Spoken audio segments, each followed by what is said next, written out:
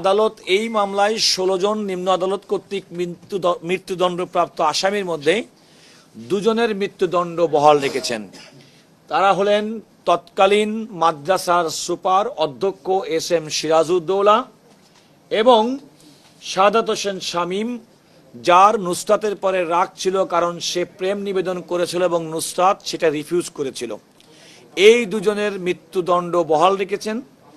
আর বাকি মৃত্যুদণ্ডপ্রাপ্ত ৪ জনকে মৃত্যুদণ্ড থেকে কমিয়ে তাদের সাজা যাবজ্জীবন করা হয়েছেন। তারা হলো জনাব নুরুদ্দিন, জনাব শাখাওয়াত হোসেন জাবেদ, জনাব সাইফুর রহমান মোহাম্মদ জুবায়ের এবং মিস উম্মে সুলতানা পপি।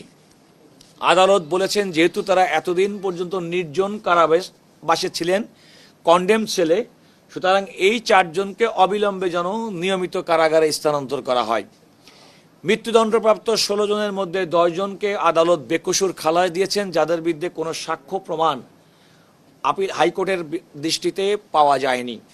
তারা হলেন কামরুন নাহার মনি, ঘটনার সময় যিনি গর্ভবতী ছিলেন, হাফেজ মোহাম্মদ আব্দুল কাদের, মহিউদ্দিন শাকিল, ইমরান হোসেন মামুন, আব্দুর রহিম শরীফ, মোহাম্মদ শামীম ২, কারণ শামীম একজন, যার নাম হচ্ছে সাদাত হোসেন শামীম, তাকে মৃত্যুদণ্ড দেওয়া হয়েছে।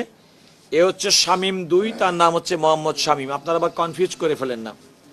ইফতেখার উদ্দিন রানা, রুহুল আমিন, আফসার উদ্দিন এবং মাকসুদ কাউন্সিলর, এই ১০ জনকে বেকসুর খালাস দেওয়া হয়েছে।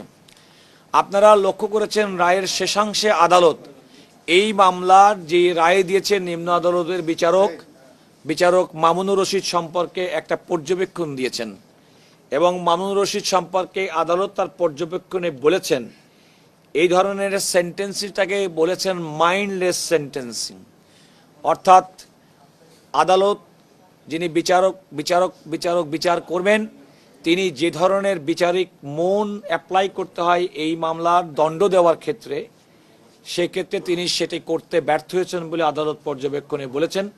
এবং আদালত এও বলেছেন যে তাকে এই ধরনের দায়রা অর্থাৎ ফৌজদারি মামলার বিচার এবং সেন্টেন্সিং থেকে বিরত রাখার জন্য আইন, বিচার এবং সংসদীয় বিষয়ক মন্ত্রণালয়কে নির্দেশনা পর্যন্ত প্রদান করেছেন। এখানে আপনাদের বেশ কয়েকটি বিষয় হয়তো আপনাদের প্রশ্ন আসবে, কিন্তু আমার কতগুলো বিষয় আপনাদেরকে জানানো দরকার।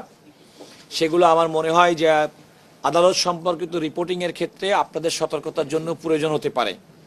আপনারা দেখেছেন রায়ের পরও আমি আদালতের দৃষ্টি আকর্ষণ করে আমি যে আদালতের রায়টি শুনেছি সেটা সঠিক আছে কিনা তা যাচাই করেছি এবং আদালত সেটা বলেছেন যে হ্যাঁ, এটাই আমরা রায় প্রদান করেছি। এখানে ঘটনাস্থল তো আগেই বলেছি, সোনাগাজী পৌরসভার সেই সাইক্লোন সেন্টার মাদ্রাসার মধ্যে এই পরীক্ষার্থী ছিলেন। এই দিন তার ২টি পরীক্ষায় তিনি ইতিমধ্যেই অংশগ্রহণ করেছিলেন। এই দিন ছিল ৩য় পরীক্ষার দিন, আরবি প্রথম পত্রের পরীক্ষা। ঘটনার সময় তার বান্ধবী, যে কিনা পূর্ববর্তী ঘটনা অর্থাৎ জনাব এস.এম. সিরাজউদ্দৌলা ২৭/৩/২০১৯ তারিখে এই সেখানকার দপ্তরি নুরুল আমিনের মাধ্যমে আমাদের এই ভিকটিম নুসরাত জাহান রাফিকে তার অফিসে ডেকে নেন এবং তার শ্লীলতাহানি করেন। এমনকি সাক্ষ্য প্রমাণে এও এসেছে যে পরীক্ষার আধা ঘন্টা আগে তার সঙ্গে সাক্ষাৎ করলে তিনি উত্তরপত্র সরবরাহ করবেন, এমন একটি বিষয়ও এর মধ্যে আছে।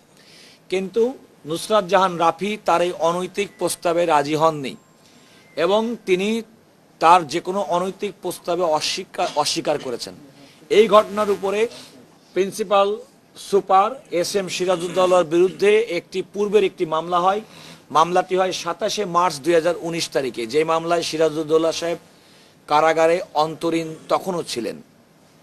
কারাগারে অন্তরীণ থাকা অবস্থায় এই যে নুসরাত জাহান রাফির প্রতি শ্লীলতাহানির যে চেষ্টার মামলা, সেই মামলাটি দায়ের করেছিলেন তার মা শিরিনা আক্তার, যেটা ছিল সোনাগাজী থানার মামলা নম্বর ২৪, তারিখ ছিল ২৭/৩/২০১৯।